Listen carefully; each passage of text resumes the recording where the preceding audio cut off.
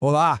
Hoje a gente vai abrir as portas de uma peça que é absolutamente central para o comércio no mundo todo: o container. Mas vamos deixar de lado aquela imagem de uma simples caixa de metal. O que vamos desvendar aqui é o ciclo de vida dele, um processo super meticuloso que garante que tudo, de um celular a um saco de café, chegue intacto ao seu destino. Vamos nessa? Para a gente começar, vale a pena pensar numa situação. Como é que um objeto pesadíssimo e cilíndrico, tipo uma bobina de papel de 1 tonelada, consegue viajar milhares de quilômetros num navio que balança o tempo todo sem virar uma arma de destruição lá dentro? A resposta para isso está em 2 processos com nomes bem específicos no mundo da logística. E aqui estão eles, estufagem e desova. Estufagem basicamente é a arte de carregar o container, e desova, a ciência de descarregar. Parece simples, né? Mas cada etapa é crítica. A viagem de qualquer produto depende e muito da execução perfeita desses 2 momentos. Vamos começar pela estufagem. E olha, não é só ir empilhando caixas de jeito nenhum. A gente está falando de um verdadeiro jogo de Tetris, só que de alto risco, onde cada peça precisa ser colocada com uma precisão cirúrgica. Um erro aqui pode ter consequências, assim, catastróficas. Um bom plano de carregamento, ele se baseia em 3 pilares. O primeiro é distribuir o peso. Se tudo ficar de um lado só, o container pode tombar quando for levantado. Depois vem a fixação da carga, o tal do lashing. É usar cintas, cabos, para amarrar tudo bem firme para nada se mexer. E por fim, tem o preenchimento dos vazios, o dunnage. A ideia é usar airbags ou madeira para que não sobre nenhum espaço para a carga balançar. E essa frase resume o perigo com perfeição. Uma carga mal distribuída não é só um risco para o produto, não.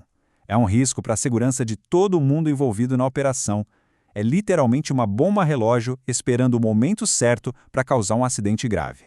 Agora, voltando ao nosso exemplo das bobinas de papel. O erro mais comum é empilhar tudo junto, lá perto da porta. Qual é o jeito certo? É distribuir as bobinas ao longo do container, usando calços e airbags para travar tudo no lugar. Isso impede que elas saiam rolando e batendo umas nas outras com o balanço do navio. E aí, depois de uma longa viagem, a carga chega ao seu destino. E a gente entra na ciência da desova. Esse é o momento da verdade, sabe? É aqui que todo aquele planejamento da estufagem é colocado à prova. É a hora de ver se tudo correu como deveria. E a primeira coisa a se fazer, antes mesmo de pensar em abrir as portas, é verificar o lacre. Todo container tem um lacre com um número único.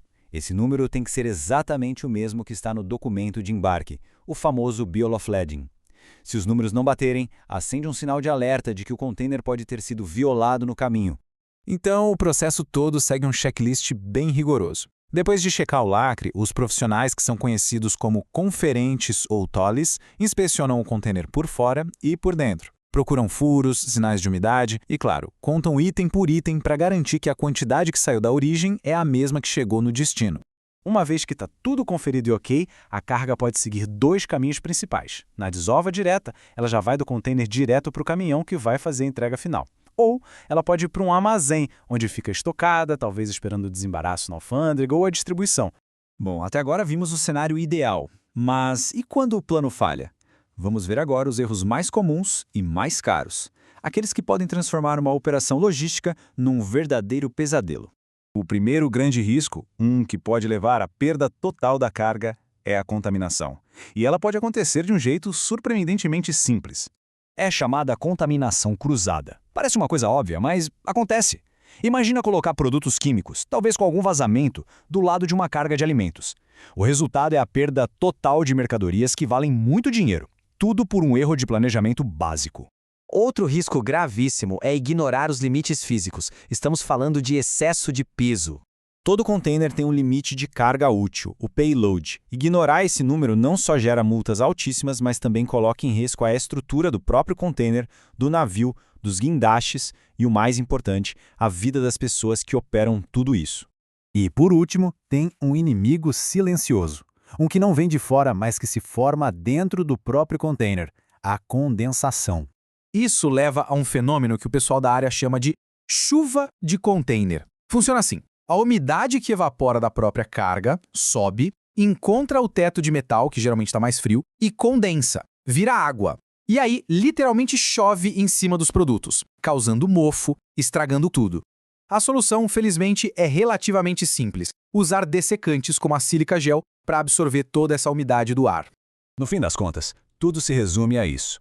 O sucesso de uma viagem de milhares de quilômetros de uma mercadoria depende de um planejamento impecável lá na estufagem e de uma conferência metódica e rigorosa na desova. Nesse jogo, não há espaço para improviso.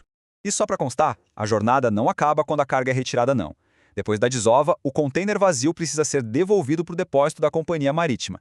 Se isso não acontece no prazo combinado, o importador paga uma multa bem salgada chamada demurrage. O ciclo só se fecha de verdade quando o container volta para casa. Isso nos deixa com uma reflexão. Todo esse sistema, essa coreografia de pesos, lacres, verificações e prazos, acontece dentro de uma caixa de aço que a gente vê todo dia na estrada ou nos portos. Então fica a pergunta: que outros objetos do nosso dia a dia que parecem tão simples são na verdade a chave para mundos de uma complexidade que a gente nem imagina?